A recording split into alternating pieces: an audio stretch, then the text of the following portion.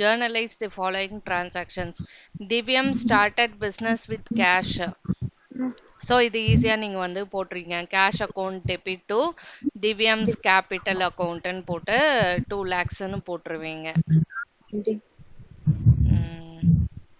Cash account debit to Divyam's capital account 2 lakh.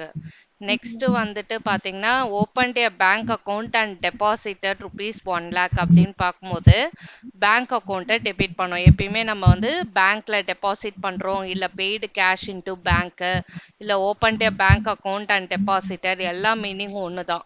ஓகேங்களா? So cash எடுத்துகிட்டு போய் டெபாசிட் பண்ணுறோம், இல்லை பெய்டு கேஷ் இன்டு பேங்க்கு அந்த மாதிரி, இல்லை டெபாசிட்டட் இன்டு பேங்க் அக்கௌண்ட், இந்த மாதிரி எது கொடுத்தாலும் வந்துட்டு bank account debit to cash அக்கௌண்ட்டை தான் நம்ம போடணும். ஓகேங்களா? அது போட்டிருக்கீங்களே அந்த மாதிரி. அண்ட் இங்க வந்து கேஷ் அக்கவுண்ட் யூஸ் பண்றாங்க, அங்க வந்து கேபிட்டல்னால கேபிட்டல் யூஸ் பண்றாங்க. ஆமா, அது வந்து இன்ட்ரோடியூஸ்ட் இல்ல ஆடட் அடிஷனல் கேபிட்டல் இந்த மாதிரி through cheque by depositing into bank account இந்த மாதிரி கொடுத்தாதான் பேங்க் அக்கவுண்ட்டை டெபிட் பண்ணிட்டு டு கேபிட்டல் அக்கவுண்ட்னு போடுறோம். பட் வந்து அடுத்த டிரான்சாக்ஷனா இந்த மாதிரி கேஷை டெபாசிட் பண்றோம் பேங்க்ல அப்படின்னு ஏதாவது கொடுத்தாங்கன்னா அப்போ வந்துட்டு பேங்க் டு கேஷ்ன்னு தான் வரும். ஒரே டிரான்சாக்ஷன்ல ரெண்டுத்தையும் மர்ஜ் பண்ணி started business by depositing a cheque into a bank account இல்ல சேவிங்ஸ் அக்கவுண்ட் இந்த மாதிரி கொடுத்தாதான் bank account debit to capital அக்கவுண்ட்னு போடணும். ரெண்டும் வெவ்வேறு transaction. First transaction started business இல்ல கமன்ஸ் பிசினஸ் வித் கேஷ்னா கேஷ் டு கேபிட்டல் போட்டு, அடுத்தது deposited bank into bank account, paid cash into bank அக்கவுண்ட்னா பேங்க் டு கேஷ். அடுத்தது வந்து purchase goods from Raman for கேஷ்னா இது வந்துட்டு கேஷ் டிரான்சாக்ஷன், கேஷ் பர்ச்சேஸ் தான். என்னதான் பேர் கொடுத்துட்டு கேஷ் கொடுத்தாலும் அது கேஷா தான் நம்ம கன்சிடர் பண்ணுவோம். இந்த கேஷ் கொடுக்கல அப்படின்னா தான் நம்ம கிரெடிட் பர்ச்சேஸா கன்சிடர் பண்ணணும். ஓகேங்களா? அப்ப பர்ச்சேசஸ் அக்கௌண்ட்டை நம்ம டெபிட் பண்ணோம், ஏன்னா கூட்ஸ் உள்ள வர்றதுனால பர்ச்சேசஸ் அக்கௌண்ட்டை டெபிட் பண்ணணும். டு கேஷ் அக்கௌண்ட், கேஷ் வந்து வெளில போகிறதுனால கேஷ் அக்கௌண்ட்டை கிரெடிட் பண்ணணும்.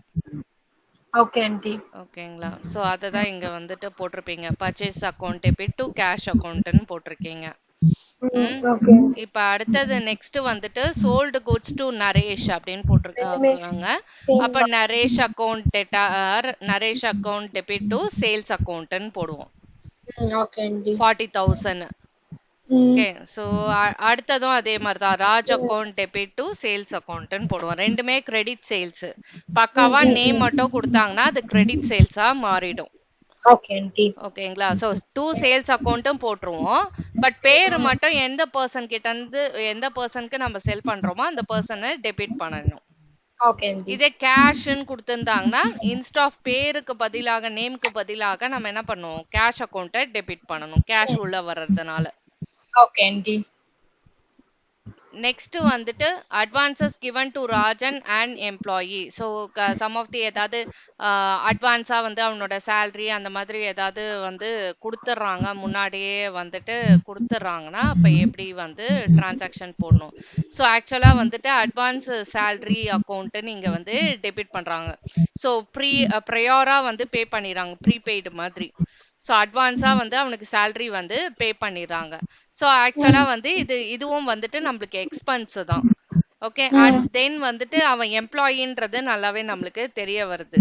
அதனால வந்து it is an expense for the business. Salary எப்படியோ அதே மாதிரி அட்வான்ஸ் சேலரியும் நம்மளுக்கு எக்ஸ்பென்ஸ் நாமினல் அக்கௌண்ட் ரூல் படி டெபிட் பண்றோம். அண்ட் கேஷ் வந்து நம்ம பே பண்றதுனால சேலரி வந்து கேஷ் வெளில போகிறதுனால கேஷ் அக்கௌண்ட்டை கிரெடிட் பண்றாங்க. எனக்கு ஒரு டவுட் இருக்கு. இங்க வந்து நீங்க சொன்னீங்க அதுக்கு முன்னாடி டிரான்சாக்ஷன்ல ராஜ் டு சேல்ஸ் அக்கவுண்ட், அங்க வந்து கொடுக்கலன்னா கேஷ் டு சேல்ஸ் அக்கவுண்ட் தானே இல்லையா? Sold goods to Raj for cash அப்படின்னு கொடுத்தாங்கன்னா அப்ப cash account debit to sales account வரும். Okay aunty. இல்ல வெறும் சோல்டு குட்ஸ்னாலும் கேஷ் டு சேல்ஸ் தான் வரும். Cash to sales. Okay okay aunty. இல்ல வந்து கேஷ் சேல்ஸ்னு கொடுத்தாலும் cash account debit to sales account தான். Okay aunty. நரேஷன் வந்து எப்படி ஆண்டி எழுதுறது? நரேஷன் டிரான்சாக்ஷனை வச்சே நம்ம எழுதிக்கலாம். அந்த transaction being sold goods to Raj இல்ல குட்ஸ் சோல்டு டு ராஜ் எப்படி வேணா எழுதலாம். அத அங்க இருக்கிறதே கூட எழுதிக்கலாம் ஆண்டி. கொஞ்சம் இருக்கிறது கூட கொஞ்சம் அதே மாதிரி கூட எழுதிக்கலாம். ஒன்னும் பிரச்சனை இல்ல ஆண்டி, ஒன்னும் எப்படி பிரச்சனை இல்ல. ஒண்ணு என்ட்ரி தான் ஃபர்ஸ்ட் பாப்பாங்க. Okay aunty. இன்னைக்கு நரேஷனுக்கு கேரி மார்க் அப்படின்னு சொல்லிட்டு ஆமா இருந்தான். மார்க் சில பேர் ரெடியூஸ் பண்ணுவாங்க. சோ அதனால நரேஷனும் கேர்ஃபுல்லா எழுதணும். ரொம்ப பாப்பாங்களா ஆண்டி நரேஷன்? இல்ல ரொம்பலாம் பார்க்க மாட்டாங்க, என்ட்ரி தான் ஃபர்ஸ்ட் மெயினா பாப்பாங்க. இருக்கிறதே எழுதிட்டா போதும் அப்ப ஆமா. நரேஷன். நெக்ஸ்ட் வந்து பாத்தீங்கன்னா பர்ச்சேஸ்டு குட்ஸ் ஃப்ரம் ஃபெரோஸ் அப்படின்னு கொடுத்துருக்காங்க. ஃபெரோஸ்னு அப்பனா purchases account debit to Feroz. இதே கேஷுக்கு அவன் கிட்ட இருந்து கேஷ்க்கு வாங்கணும்னா ஃபெரோஸ் அக்கௌண்ட்டுக்கு பதிலாக கேஷ் அக்கௌண்ட்டை கிரெடிட் பண்ணிடும், கேஷ் வெளில போகிறதுனால. Purchase account debit to cash அக்கௌண்ட்னு போடுவோம். வெறும் பேர் கொடுத்திருந்தா purchase account debit to Feroz அக்கௌண்ட்னு போடுவோம். ஓகேங்களா? Purchase account debit to Feroz account. Next வந்து பாத்தீங்கன்னா பெய்டு டு கிரெடிட்டா Feroz on account. So rupees வந்து பாத்தீங்கன்னா 10,000 கொடுத்திருக்காங்க, கரெக்ட்டுங்களா? 10,000 பே பண்றாங்க அப்படின்னா ஃபெரோஸ் தானே ரிசீவ் பண்றான். சோ அதனால ஃபெரோஸ் அக்கௌண்ட்டை டெபிட் பண்ணிட்டு பே பண்றதுனால கேஷ் போகுதா, சோ அதனால வந்து கேஷ் அக்கௌண்ட்டை கிரெடிட் பண்ணும் இந்த இடத்துல. கொஞ்சம் புரியலையே ஆண்டி. நீங்க அதை அனுப்பலன்னு நினைக்கிறேன். அடுத்த பேஜ்ல அனுப்பிருப்பேன் ஆண்டி.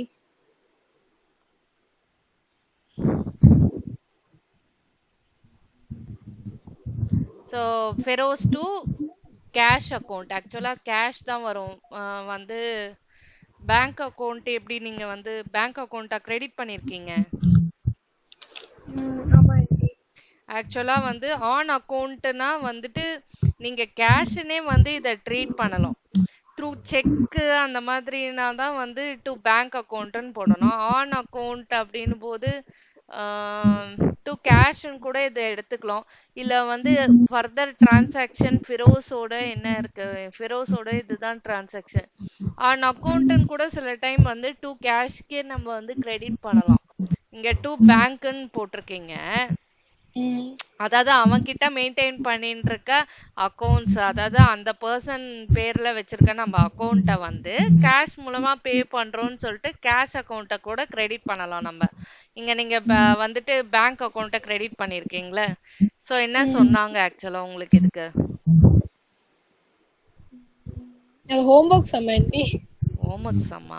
ஓகே ஓகே ஓகேங்களா? பே டு கிரெடிட்டார் ஆன் அக்கௌண்ட்னா வந்து அதாவது த்ரூ செக் மூலமா தான் பே பண்ணணும்ன்ற இது கிடையாது. த்ரூ கேஷ் கூட வந்துட்டு ஆன் அக்கௌண்ட்னு சம்டைம்ஸ் கொடுப்பாங்க. ஸோ அதனால கேஷ் அக்கௌண்ட் கூட கிரெடிட் பண்ணலாம். ஓகேங்களா? த்ரூ செக்குன்னு பக்காவா கொடுத்தாதான் நம்ம என்ன பண்ணணும்னா பேங்க் அக்கௌண்ட்டை கிரெடிட் பண்ணணும். அடுத்தது Naresh paid by cheque in settlement of his due. எனக்கு ஒரு டவுட் ஆண்டி, ஏன் ஃபெரோஸ்ல வந்து டெபிட் பண்றாங்க? ஃபெரோஸ் தானே ரிசீவர், ஃபெரோஸ் நம்ம பே பண்றோம் அவனுக்கு. சோ அந்த இடத்துல கேஷ் அவன் ரிசீவ் பண்றான். ஃபெரோஸ்ன்ற பர்சன் பர்சனல் அக்கௌண்ட் கீழ வருவாங்க. ஸோ பர்சனல் அக்கௌண்ட் ரூல் வந்து debit the receiver credit the giver. இந்த இடத்துல நம்மளோட பணத்தை அவன் ரிசீவ் பண்றதுனால அவனை டெபிட் நம்ம பண்ணணும். எப்படி கண்டுபிடிச்சீங்க ரிசீவ் பண்றேன்? பே to creditor Feroz on account. ஆமா, அவனுக்கு பே பண்றோம். அவன் கூட்ஸ் ரிசீவ் பண்ணானா கேஷ் ரிசீவ் பண்ணானா, சோ நம்ம வந்து அவங்கள தானே நம்ம இது பண்றோம். சோ அவங்க ரிசீவரா அந்த இடத்துல மாறுறாங்களா, அந்த இடத்துல அவங்க கிவரா மாறுறாங்களான்றத நம்ம பார்ப்போம். சோ முதல்ல வந்து ஒரு என்ன டைப் ஆஃப் அக்கௌண்ட்ன்றத நம்ம முதல்ல கண்டுபிடிக்கிறோமா. சோ அந்த பர்சனை வச்சு பர்சனல் அக்கௌண்ட்ன்றத நம்ம முடிவு பண்றோம். ஒரு டெட்டாரோ ஒரு கிரெடிட்டாரோட பேர் கொடுக்கும் போது நம்ம பேரை வச்சு அவங்க பர்சனல் அக்கௌண்ட்னு கண்டுபிடிக்கிறோம். அடுத்தது அக்கௌண்டிங் ரூல்ல வந்து டிசைட் பண்றோம். Debit the receiver credit the கிவர்னு டிசைட் பண்றோம். அக்கௌண்டிங் ரூல் அதுன்னு. அதுல அவங்க ரிசீவரா அந்த இடத்துல மாறுறாங்களா இல்ல கிவரா அந்த இடத்துல மாறுறாங்களான்றத நம்ம வந்து பாக்குறோம். அப்படி இருக்கும்போது நான் அவனுக்கு கேஷ பே பண்ணும்போது அவன் ரிசீவரா மாறுறதுனால அவனை டெபிட் பண்றேன் நானு. ஓகே, நம்ம பே பண்றதுனால நம்ம பே பண்ணும்போது அவன் ரிசீவரா இருக்கானா இல்ல நம்ம பே பண்ணும்போது அவன் ரிசீவரா இருக்கான். ஓகேங்களா? இப்ப வந்து கிரெடிட்டாருக்கு தான் நம்ம பே பண்ண முடியும். சோ அப்ப அவன் ரிசீவரா இருப்பான். இதே கஸ்டமர் இருக்குன்னா நம்ம செல் பண்ணும்போது கூட்ஸ் வந்து கூட்ஸ் அவன் ரிசீவ் பண்ணுவான், கேஷ நம்ம ரிசீவ் பண்ணுவோம். அப்ப கிவரா அந்த இடத்துல மாறுவான். கேஷ நம்ம பிசினஸ்குள்ள வருதுன்னா அவன் கிவரா மாறிடுவான். நம்ம கூட்ஸா அவன் ரிசீவ் பண்ணும்போது அவன் ரிசீவரா மாறிடுவான். சோ அதனால பர்சனல் அக்கௌண்ட்ன்றத டிசைட் பண்ணிக்கணும். ஒரு பேரை கொடுக்கும்போது, ஒரு கம்பெனி பேரை கொடுக்கும்போது, ஒரு பேங்கோட எஃபெக்ட் வரும்போது, நம்மளோட டிரான்சாக்ஷன்ல அஃபெக்ட் ஆகும்போது, முதல்ல அவங்க பர்சனல் அக்கௌண்ட் கீழே வராங்க அப்படின்றத டிசைட் பண்ணிடுறோம். அடுத்தது அவங்க அந்த சுச்சுவேஷன், அந்த டிரான்சாக்ஷன் போது அவங்க ரிசீவரா இருக்காங்களா, கிவரா இருக்காங்களான்னு யோசிக்கணும். இப்ப பெய்டு டு ஃபெரோஸ்னா நான் பே பண்றேன் அவங்களுக்கு, அப்ப அவன் அந்த இடத்துல ரிசீவரா மாறுறான். அதனால டெபிட் பண்றோம். ஓகே. சோ இப்போ வந்து அதனால Feroz account debit to cash அக்கௌண்ட்னே நம்ம போடலாம். த்ரூ செக்னு கொடுத்தாங்கன்னா டு பேங்க் அக்கௌண்ட். ஆன் அக்கௌண்ட்னா வந்து அப்படியே த்ரூ செக்குன்னு தான் நம்ம கன்சிடர் பண்ணோன்றது அர்த்தம் கிடையாது. ஓகேங்களா? கேஷ் கூட இருக்கலாம். ஆண்டி எது போட்டு தப்பு இல்லையா ஆண்டி? ஆக்சுவலா டு கேஷ்ன்னு தான் போடணும். பட் இன்னும் நான் பெட்டரா வந்து பார்த்துட்டு நான் சொல்றேன். உங்களோட எக்ஸாம்பிள் சம்ஸ்ல ஏதாவது அந்த மாதிரி இருக்கான்னு வேணா பாருங்க. அப்போ ட்ரீட் இட் ஆஸ் கேஷா இல்ல ட்ரீட் இட் ஆஸ் த்ரூ செக்கா அப்படின்றத நம்மளுக்கு ஃபைனலைஸ் ஆயிடும். ஓகேங்களா? ஸோ அந்த மாதிரி ஏதாவது ஆன் அக்கௌண்ட் அந்த மாதிரி ஏதாவது வந்துருக்கான்றத பார்க்கணும். ஆன் அக்கௌண்ட் மாதிரி ஏதாவது சம்ல வந்துட்டு இந்த மாதிரி நான் இவங்களுக்கு பே பண்ணேன் ஆன் அக்கௌண்ட்னா வந்து டு கேஷ்ன்னு தான் ஜென்ரலா எடுப்போம். பட் உங்களோட இதுல எதுலாவது அந்த மாதிரி ஆன் அக்கௌண்ட்னு குடுத்துட்டு ஏதாவது பேங்க்ல வந்து கிரெடிட் பண்ற மாதிரி ஏதாவது இருக்கான்றத ஜஸ்ட் ஏதாவது எக்ஸாம்பிள் சம்ஸ்ல இருக்கான்னு கூட கோ த்ரூ பண்ணி பாருங்க. நானும் பார்த்தேன்னா வந்துட்டு சொல்றேன். எதுலயாவது பர்ச்சேஸ் பண்ற இடங்கள்ல ஆன் அக்கௌண்ட் அந்த மாதிரி ஏதாவது வந்திருக்கான்னு பாருங்க. இப்ப அகைன்ஸ்ட் செக் த்ரூ செக்னா பக்காவா நம்ம வந்து டு பேங்க் அக்கௌண்ட்னு போட்டுருவோம். Through cash paid through cash by கேஷ்னாலும் நம்ம கேஷ் அதோ பாருங்க, இதோ வந்துட்டு பாருங்க. Paid ₹5,000 to Raman a creditor on account. Cash அக்கௌண்ட்டை இது பண்றாங்க. The transaction does not specify the payment is by check. Therefore, it is accounted as a cash transaction. ஓகேங்களா? புரியுதுங்களா? ஆன் அக்கௌண்ட்னு கொடுத்தா அப்ப த்ரூ செக்னு தான் நம்ம எடுத்துக்கணும்னு இல்ல, கேஷ் ஆகவே நம்ம வந்து பே பண்ணிருக்காங்கன்னு எடுத்துக்கணும். ஓகே, அதான் அவங்களே சொல்லிருக்காங்க. ஆமா. ஓகேங்களா? அடுத்தது வந்துட்டு பாத்தீங்கன்னா Naresh paid by check in settlement of his due 39,000 கொடுத்திருக்காங்க. நரேஷ் வந்து ஆக்சுவலா இதுக்கு முன்னாடி என்ன டிரான்சாக்ஷன் எப்பயுமே ஃபுல் செட்டில்மெண்ட் இன் செட்டில்மெண்ட் அந்த மாதிரி ஏதாவது சம்ல வந்ததுனாலே அவங்களுக்கு வந்து என்னென்ன டிரான்சாக்ஷன் அவங்க அஃபெக்ட் ஆயிருக்காங்க, இதுக்கு முன்னாடி என்னென்ன டிரான்சாக்ஷன் பிசினஸ் அவங்களோட வச்சுன்னு இருக்குன்னு பாக்கணும். இதான் ஃபர்ஸ்ட் ஆண்டி. தோ நரேஷ் இருக்காங்க பாருங்க. சோல்டு குட்ஸ் டு நரேஷ் 40,000க்கு அவங்களுக்கு சேல் பண்ணிருக்கோம். அதுல 39,000 செட்டில்மெண்டா வந்து 39,000 பே பண்ணிருக்கான் அப்படின்னா நரேஷோட அக்கௌண்ட் இதோட முடிஞ்சு போகுது. அந்த 1000 ரூபாவை நம்ம ஒரு டிஃபரன்ஸ் வருதுல 1000 ரூபாய், அதை வந்துட்டு நம்ம வந்து டிஸ்கவுண்ட் அலோடா டிஸ்கவுண்ட் ரிசீவ்டான்னு நம்ம கண்டுபிடிக்கணும். ஸோ எப்பயுமே நம்ம சேல் பண்றோம் ஒரு கஸ்டமருக்குனா தான் நம்ம டிஸ்கவுண்ட் அலோ பண்ண முடியும் அவங்களுக்கு. இதே நம்ம பர்ச்சேஸ் பண்றோம் அப்படின்னா நம்ம வந்து கஸ்டமர் நம்ம ஒரு கஸ்டமரா நம்மளுக்கு ஒருத்தவன் டிஸ்கவுண்ட் ரிசீவ்டு டிஸ்கவுண்ட் கொடுப்பான். ஓகேங்களா? ரெண்டு ஆஸ்பெக்ட் இருக்குமா, ஒன்னு டிஸ்கவுண்ட் அலோடு, இன்னொன்னு டிஸ்கவுண்ட் ரிசீவ்டு. எப்ப நம்மளோட ஜர்னல் என்ட்ரியில வரக்கூடிய டிரான்சாக்ஷன்ஸ்ல in full settlement in settlement அப்படின்னு வருதோ முதல்ல நம்ம என்ன பண்ணோம், ப்ரீவியஸா அவனோட என்ன டிரான்சாக்ஷன் வந்து பிசினஸ் நடத்தி இருக்குன்னு பாக்கணும். அப்படி பார்த்துட்டு அவனோட சேல்ஸ் பண்ணியிருந்தோம் நம்ம அப்படின்னா அவன் ஒரு கஸ்டமர். சோ அவனுக்கு நம்ம என்ன பண்றோம்னா டிஸ்கவுண்ட் அலோ பண்ணுவோம், டிஸ்கவுண்ட் கொடுப்போம்.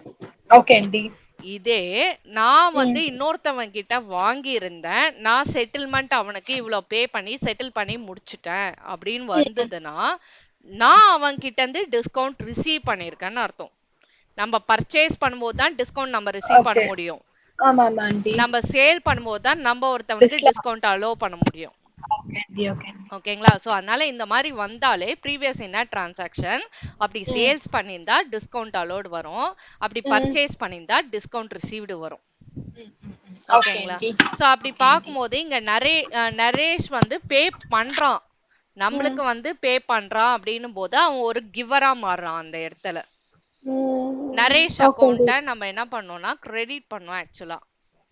இதோ பாருங்க, நரேஷ் அக்கௌண்ட்டை வந்து கிரெடிட் பண்றோம் இந்த இடத்துல. இதோ நரேஷ் அக்கௌண்ட் கிரெடிட் பண்றோம். நரேஷ் வந்து கிவரா இருக்கான், நம்மளுக்கு குடுக்கறான், அவன் பே பண்றான். நான் ஒன்னொன்னா உங்களுக்கு சொல்றேன். பேங்க் அக்கௌண்ட் ஏன் டெபிட் பண்றோம், டிஸ்கவுண்ட் அலர்ட் எல்லாம் சொல்றோம். முதல்ல நரேஷ மட்டும் நான் சொல்றேன். நரேஷ் அக்கௌண்ட்டை இந்த இடத்துல ஏன் கிரெடிட் பண்றோம்னா, நரேஷ்ன்றது ஒரு பர்சனல் அக்கௌண்ட் கீழ வருது. அவன் வந்து debit the receiver credit the giver rule. அவன் இந்த இடத்துல எனக்கு பே பண்றதுனால, எனக்கு தான் அமௌண்ட் உள்ள வர்றதுனால, அவன் ஒரு கிவரா இருக்கிறதுனால அவனை நான் கிரெடிட் பண்றேன். ஓகே, நம்ம சோல் பண்ணி நம்மளுக்கு அமௌண்ட் வரதுனால அவன் வந்து கிவர். கரெக்ட்டா? ஆமா. இப்ப அடுத்தது வந்துட்டு பேங்க் அக்கௌண்ட்டை ஏன் டெபிட் பண்றோம், டிஸ்கவுண்ட் அலோட ஏன் டெபிட் பண்றோம், எவ்வளவு அமௌண்ட்டுக்கு நம்ம டெபிட் பண்ணணும் அப்படின்றத நம்ம வந்து பார்ப்போம். சோ இப்ப பாத்தீங்கன்னா ஆக்சுவலா வந்து நரேஷ் வந்து 40,000 நம்மளுக்கு பே பண்ணணும். பட் 39,000 தான் பே பண்ணிருக்கான். சோ 1000 rupees மிச்சம் இருக்கு. அத வந்து ஃபுல் செட்டில்மெண்ட் அவன் செட்டில் பண்ணிட்டான்றாங்க. இதுக்கப்புறம் அவனோட டிரான்சாக்ஷன் எதுவுமே கிடையாது, ஓல்டு டிரான்சாக்ஷன் எல்லாம் முடியுதுன்னு அர்த்தம். சோ அதனால அந்த 1000 rupees நம்ம சேல் பண்ணும்போது அது டிஸ்கவுண்ட் அலோட் ஆயிடுது. நம்ம சேல் பண்ணா டிஸ்கவுண்ட் அலோட் பண்ணணும். ஓகேங்களா? அப்ப டிஸ்கவுண்ட் அலோடுன்றது ஒரு எக்ஸ்பென்ஸ், கம்பெனியை பொறுத்த வரைக்கும் அது ஒரு எக்ஸ்பென்ஸ் கணக்கு. ஆன்ட்டி ஒரே டவுட் ஆன்ட்டி, எப்படி எதுக்கு ஆன்ட்டி டிஸ்கவுண்ட் கண்டுபிடிப்போம்? அந்த டிஃபரன்ஸ் 40,000 இருக்கு, 39,000 இன்னும் ஃபர்தரா எதுவும் டிரான்சாக்ஷன் அவனோட கிடையாது, இதோட செட்டில்மெண்ட் முடியுதுன்னு நம்ம டிரான்சாக்ஷன்ல வந்ததுனாலே அப்ப டிஸ்கவுண்ட் அலோடோ டிஸ்கவுண்ட் ரிசீவ்டோ இருக்குன்னு அர்த்தம்னு சொன்னேன். இங்க செட்டில்மெண்ட் ஆபீஸ் டியூஸ் தரம்ப எடுக்கறாங்க, அப்படினா ஃபுல்லா கிளியர் பண்ணிடுறாங்க. ஆமா, கிளியர் பண்ணிடுறாங்க. இன் செட்டில்மெண்ட்னு வந்ததுனாலே ஃபுல்லா முடிச்சிடறாங்க. இதோட அவனோட எதுவுமே ப்ரொலாங் பண்ண போறது இல்லைன்னு அர்த்தம். இவ்வளோ சேல் பண்ணதுக்கு இவ்வளோ ரிசீவ் பண்றாங்க. இப்ப சப்போஸ் இந்த செட்டில்மெண்ட்டே இல்லைன்னு வச்சுக்கோங்களேன். சோ இப்ப நம்ம என்ன பண்ணுவோம், செக் ரிசீவ் பண்றோம், செக் அவன் பே பண்றான் அப்படின்னா நம்ம பேங்க் அக்கௌண்ட்டை டெபிட் பண்ணி விட்டுட்டு டு நரேஷ் அக்கௌண்ட்னு போட்டுருவோம். நரேஷ் வந்து கிவரா இருக்கிறதுனால bank account debit to Naresh அக்கௌண்ட்னு போட்டுருவோம். பட் இன் செட்டில்மெண்ட்னு வந்தாலே நம்ம என்ன பண்ணோம்னா அந்த இடத்துல நம்ம வந்து கூர்ந்து நல்லா கவனிக்கணும். அவனுக்கு நம்ம சேல்ஸ் பண்ணிருக்கோமா இல்ல அவன்கிட்ட இருந்து வாங்கியிருக்கோமா அப்படின்றத பார்க்கணும்.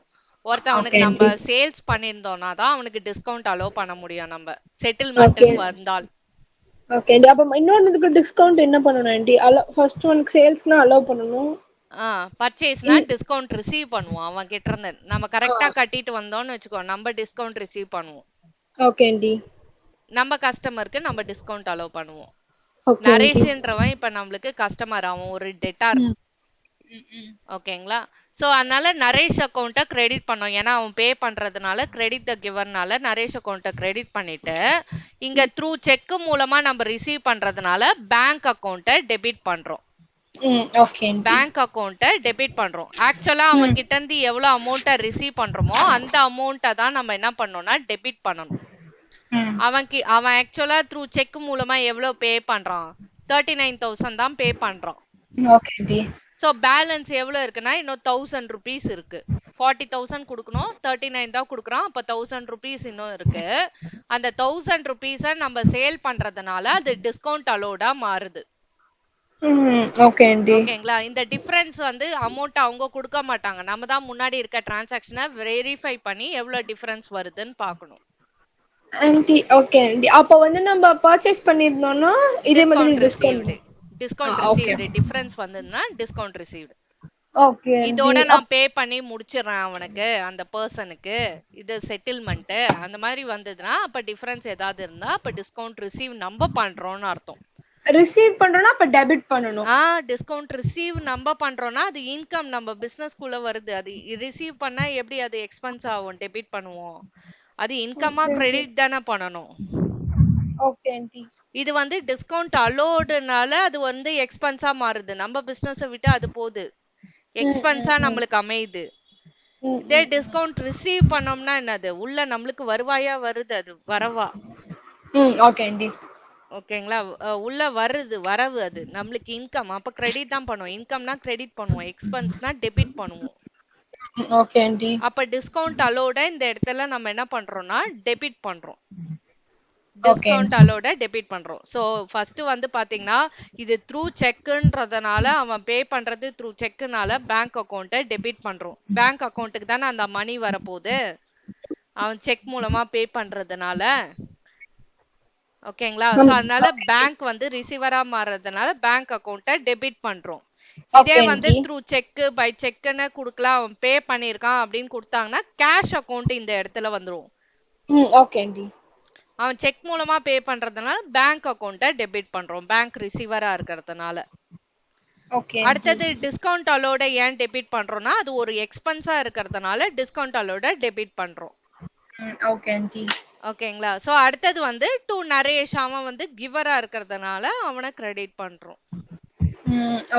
இப்ப அமௌண்ட் எழுதும் போது டிஸ்கவுண்ட் ஆக்சுவலா எவ்வளவு 1000 rupees தானே டிஸ்கவுண்ட் டிஃபரன்ஸ், அதனால 1000 rupees போட்டுக்கிறோம்.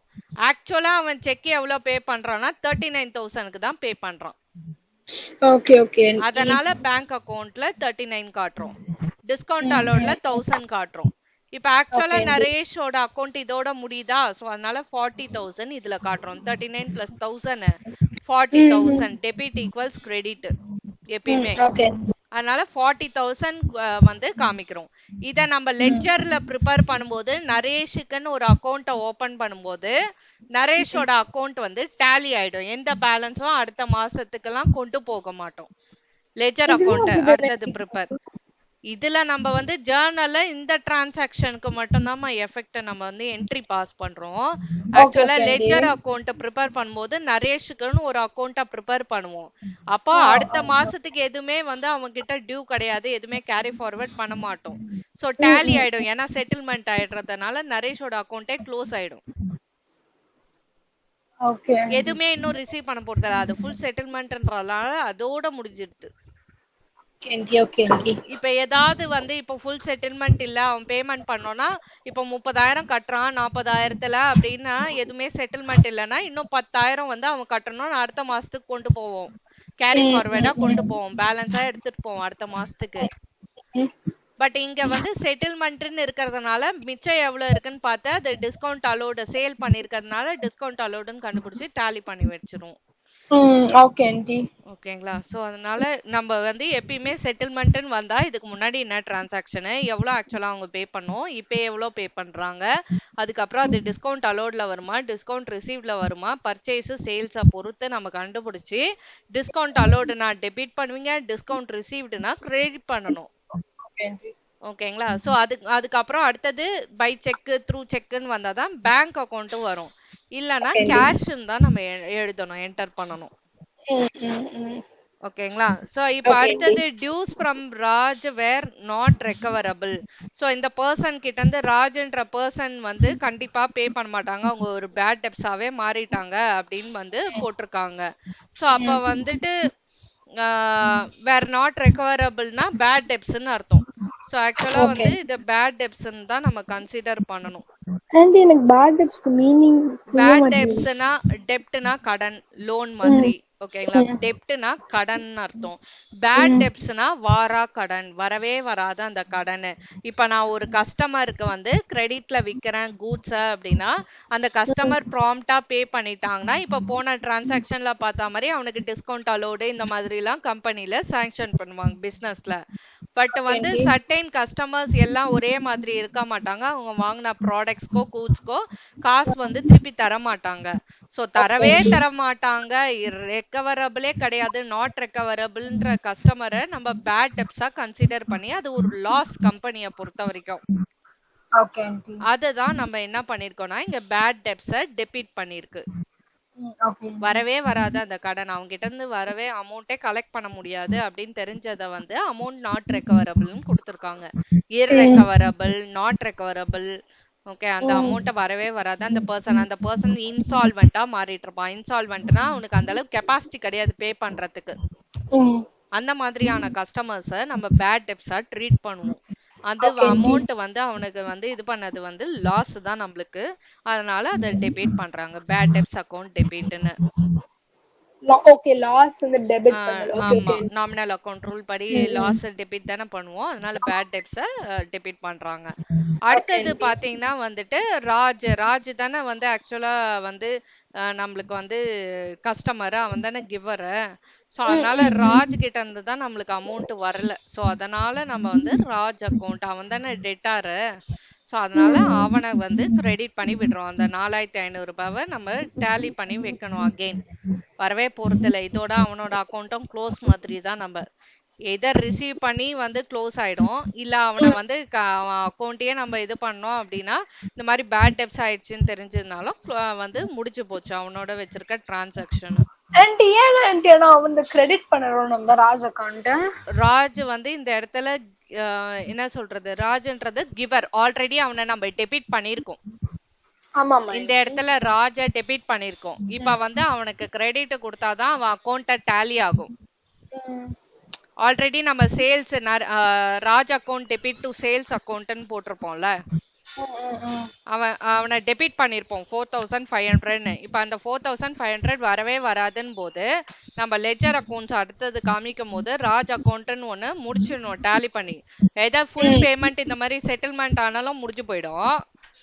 இல்ல இன்னும் வந்து கண்டினியூ பண்றோம்னா நான் சொன்ன மாதிரி அடுத்த மாசமும் கேரி ஆகும்.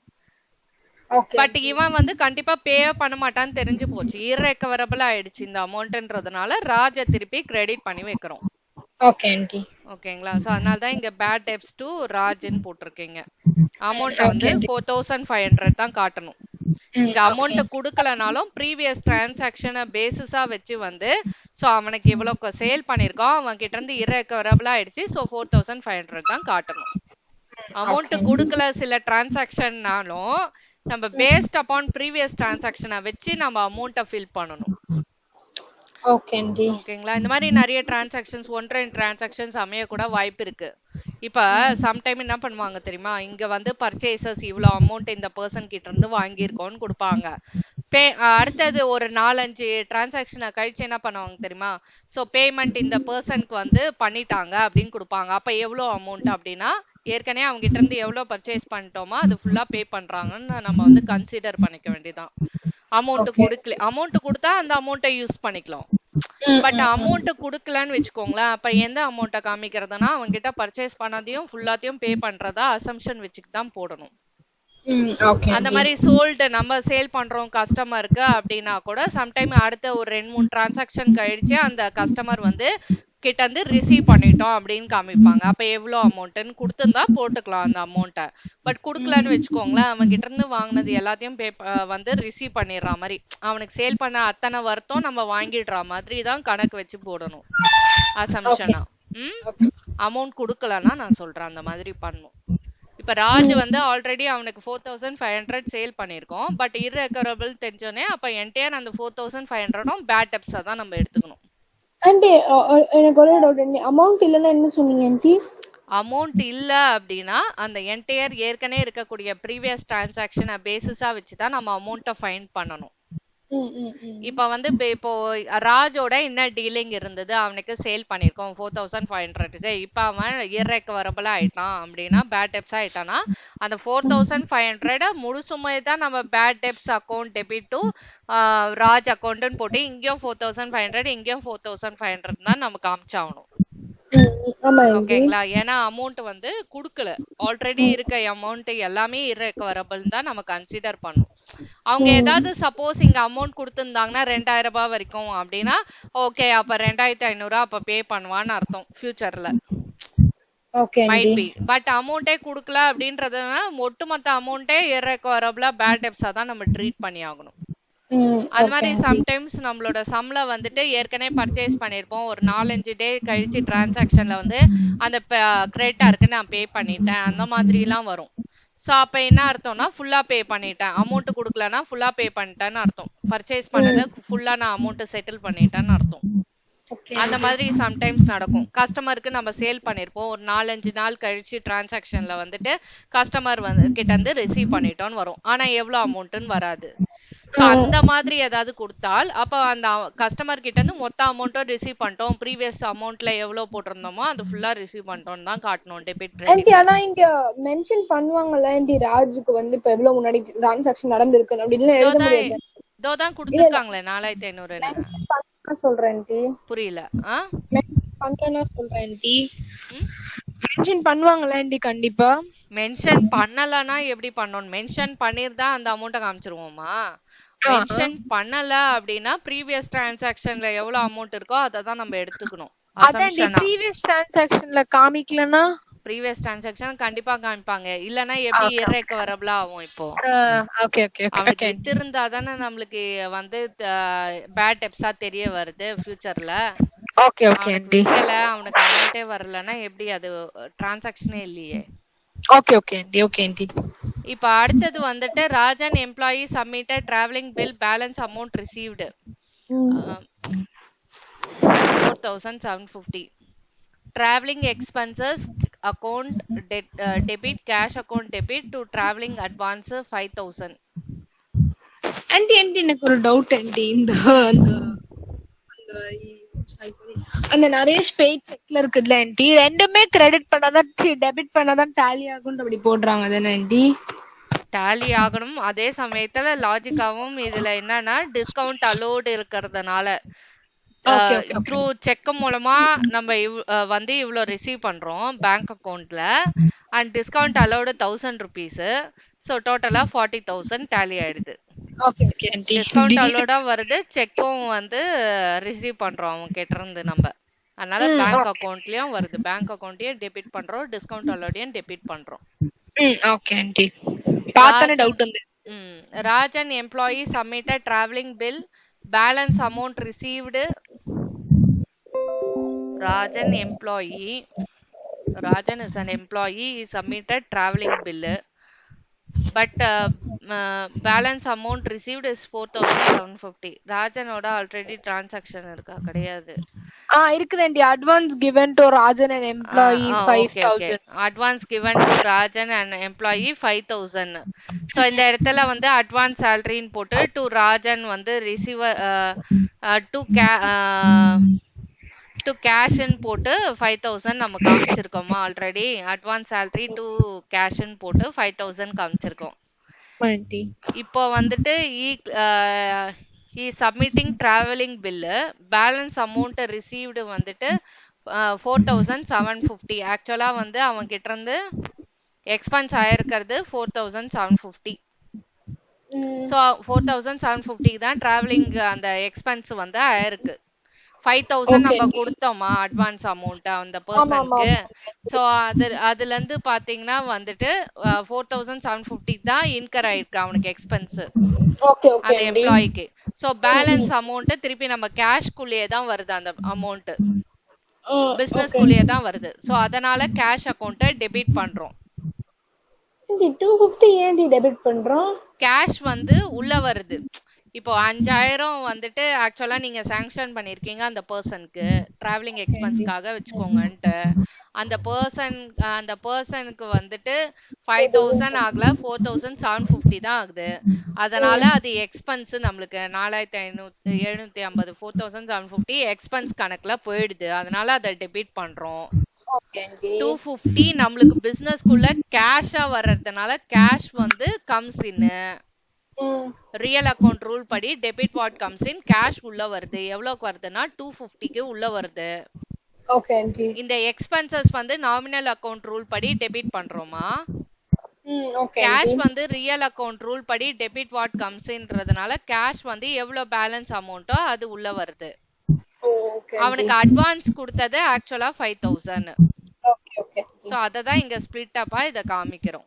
சோ எவ்வளவுக்கு நம்ம எக்ஸ்பென்ஸ் இன்கர் பண்ணோம், எவ்வளவு கேஷ் வருது, ஆக்சுவலா எவ்வளவு அட்வான்ஸ் கொடுத்தோம் அததான் இங்க வந்து கொடுத்திருக்காங்க. அடுத்து வந்துட்டு கூட்ஸ் கிவன் அஸ் சேரிட்டினா ஆக்சுவலா சேரிட்டி டொனேஷன் வழியா இந்த மாதிரி சேரிட்டினா ஃபார் சம்டைம்ஸ் ஃப்ரீ சாம்பிள்ஸா கொடுக்கறது, சம்டைம்ஸ் வந்து சேரிட்டியா கொடுக்கறது, டொனேஷனா கொடுக்கறது, இந்த மாதிரிலாம் கூட்ஸை அந்த மாதிரி கொடுப்பாங்க. சேரிட்டினா ஃபார் ஹெல்பிங் பர்பஸ்க்காக ட்ரஸ்ட்டுக்கு அந்த மாதிரி கொடுக்கறது சேரிட்டி. ஓகேங்களா? ஸோ அதுல இருந்து எந்த இன்கமும் நம்ம வந்து ஏர்ன் பண்ண போறது இல்ல. ஜஸ்ட் லைக் தட் நம்ம கொடுத்துட்டு வர போறது. ஸோ அதான் வந்து சேரிட்டபிள் பர்பஸ்க்காக பண்றது, ஃபார் வெல்ஃபேர் ஆஃப் தி பப்ளிக்காக, சொசைட்டிக்காக, இல்லை சில்ட்ரனுக்காக, இல்லை சர்டைன் பீப்புளுக்காக நம்ம பண்றது charity. So goods given as charity ₹2500னா கூட்ஸ் வெளில போகிறதுனால பர்ச்சேசஸ் அக்கௌண்ட்டை நம்ம கிரெடிட் பண்ணணும். ஏன்னா சேல்ஸ் கிடையாது, சேல்ஸ் வழியா அது ஒன்றும் போல, அது வந்து சேரிட்டிக்காக கூட்ஸ் வெளில போகுது. அப்ப கூட்ஸ் அக்கௌண்ட்டை நம்ம போட முடியாது, அதனால டு பர்ச்சேசஸ் அக்கௌண்ட்னு தான் போடணும். டெபிட் தான் பண்ணுவான். நான் இந்த இடத்துல கூட்ஸ் வெளில போகுதே, அதனால பர்ச்சேஸ் அக்கௌண்ட். ஆல்ரெடி நான் வந்து goods withdrawn for personal use உங்களுக்கு என்ட்ரி சொல்லியிருக்கேன்ல, drawings account debit to purchases அக்கௌண்ட்னு. கூட்ஸ் வித்ட்ரான் ஃபார் பர்சனல் யூஸ்ன்னு இருக்குன்னு வச்சுக்கோங்களேன். பர்சனல் யூஸ்னா டிராயிங்ஸ் அக்கௌண்ட்டை டெபிட் பண்ணுவோம், கரெக்ட்டுங்களா? பர்சனல் யூஸ்னா. அப்ப கூட்ஸ் வித்ட்ரான்னா அப்ப என்ன, டூ கூட்ஸ் அக்கௌண்ட்னு நம்ம போட மாட்டோம், டூ பர்ச்சேசஸ் அக்கௌண்ட்னு தான் நம்ம கிரெடிட் பண்ணுவோம். ஏன்னா வந்து கூட்ஸ் வந்து வெளில போகுது, அது சேல்ஸ் கணக்கா நம்ம எடுக்க முடியாது, அதனால பர்ச்சேசஸ் அக்கௌண்ட்டை நம்ம யூஸ் பண்றோம். அதே மாதிரி தான் இப்போ டொனேஷன் வழியா சேரிட்டி வழியா கொடுக்கறேன் அப்படின்னா அகைன் பர்ச்சேஸ் அக்கௌண்ட்டை தான் நம்ம கிரெடிட் பண்ணணும், சேல்ஸ் அக்கௌண்ட்டை நம்ம பண்ண முடியாது, ஏன்னா சோல்டு கூட்ஸ் கிடையாது அது. goods given as charity. ஆனா புரிய மாட்டேங்குது ஆன்ட்டி ஏன் இப்படி பண்றாங்கன்னு. இப்போ ஜெனரலா கூட்ஸ்ன்ற டேர்முக்கு வந்து பர்ச்சேசஸ் யூஸ் பண்ணுவோம் இல்ல சேல்ஸ் யூஸ் பண்ணுவோம்னு சொன்னனா. இப்ப வந்துட்டு இங்க கூட்ஸ் வந்து வெளில போகிறது சேல்ஸ் ஃபார்ம்ல கிடையாது. ஆல்ரெடி நம்ம கிட்ட இருக்க கூட்ஸ் தான், வாட் எவர் நம்ம கிட்ட இருக்கோ அதை தான் நம்ம வந்து வெளியில சேரிட்டி ஆகோ இல்ல டொனேஷன் ஆகோ கொடுக்க போறோம். அப்போ நம்ம வந்து சேல்ஸ்ன்னு அதை கன்சிடர் பண்ண முடியாது அந்த போன கூட்ஸை. ஸோ அதனால வந்து ஏற்கனவே இருக்க கூட்ஸ்னால அது பர்ச்சேசஸ் கணக்குல கொண்டு வராங்க. டெபிட் பண்ண பர்ச்சேசஸோட அந்த கூட்ஸோட லெவல் வந்து இப்ப கம்மி ஆகுது. ஆல்ரெடி பர்ச்சேசஸ்ன்னு பர்ச்சேஸ் அக்கௌண்ட் கூட்ஸுக்குன்னு ஒரு வேல்யூ இருக்கும்ல, அதுல இருந்து இப்ப கம்மி ஆகுது அந்த வேல்யூ. அப்ப அதை கிரெடிட் பண்ணாதான் கம்மியா போகும் அந்த வேல்யூ. 40,000 வச்சிருக்கேன் கூட்ஸ், இப்ப சேரிட்டி வழியா ஒரு 10,000 கொடுக்குறேன் அப்படின்னா அப்ப திருப்பி எப்படி நீங்க பர்ச்சேஸ் அக்கௌண்ட்ல 40,000 காட்ட முடியும்? 10,000 தான் வெளில போயிடுது. அப்ப டூ பர்ச்சேசஸ்ன்னு நீங்க போட்டீங்கன்னா தான் 10,000 வெளில போன மாதிரி காமிச்சிட்டு பேலன்ஸ் 30,000 இன்னும் இருக்கு கூட்ஸ் வர்த்து அப்படின்றத நீங்க காட்ட முடியும். அதனால பர்ச்சேசஸ் அக்கௌண்ட்டை கிரெடிட் பண்ணுவோம், சேல்ஸ் அக்கௌண்ட்டை இந்த இடத்துல கிரெடிட் பண்ண முடியாது, அது வந்து பை வே ஆஃப் சேல் கிடையாது. ஸோ அதனால பர்ச்சேசஸ் அக்கௌண்ட்டை ஆல்ரெடி டெபிட் பண்ணிருக்கீங்க, அதனால இப்ப வெளில போகிறதுனால கூட்ஸை கிரெடிட் பண்றீங்க இந்த இடத்துல பர்ச்சேசஸ் அக்கௌண்ட்டை. ஏன்னா அதே வார்த்தை நம்ம காட்ட முடியாது, வேற எதுனாலையும் இந்த அக்கௌண்ட்டை நம்ம இந்த அக்கௌண்ட்டை கிரெடிட் பண்றோம்னு காட்ட முடியாது. ஏன்னா கூட்ஸ் வரது கம்மி ஆகுது அப்படின்றதுனால பர்ச்சேசஸ் அக்கௌண்ட்டை தான் இங்க கிரெடிட் பண்ணணும். ஓகேங்களா? இதேதான் வந்து by way of charity by way of donation கொடுத்தாங்க கூட்ஸ் அப்படின்னா டு பர்ச்சேஸ் அக்கௌண்ட் தான் போடணும். டெபிட் பண்ணும்போது டொனேஷன் கொடுத்திருந்தா டொனேஷன் அக்கௌண்ட்டை டெபிட் பண்ணும், because it is an expense like thing பிசினஸ்க்கு. அதனால டொனேஷன் சேரிட்டி இதெல்லாம் வந்து டெபிட் தான் பண்ணணும். சேரிட்டின்னு கொடுத்திருந்தா சேரிட்டி டெபிட் பண்ணுங்க, டொனேஷன் கொடுத்திருந்தா டொனேஷன் டெபிட் பண்ணுங்க, இல்ல வித்ட்ரான் கூட்ஸ் ஃபார் பர்சனல் யூஸ்ன்னு கொடுத்திருந்தா டிராயிங்ஸ் அக்கௌண்ட்டை டெபிட் பண்ணுங்க. ஓகேங்களா? சோ அதனால சேல்ஸ் அக்கௌண்ட்டை யூஸ் பண்ணக்கூடாது இந்த இடத்துல. It is not through by sale வழியா போல. ஓகேங்களா? சோ அதுதான் இந்த டிரான்சாக்ஷனுக்கான என்ட்ரி. அடுத்து 14th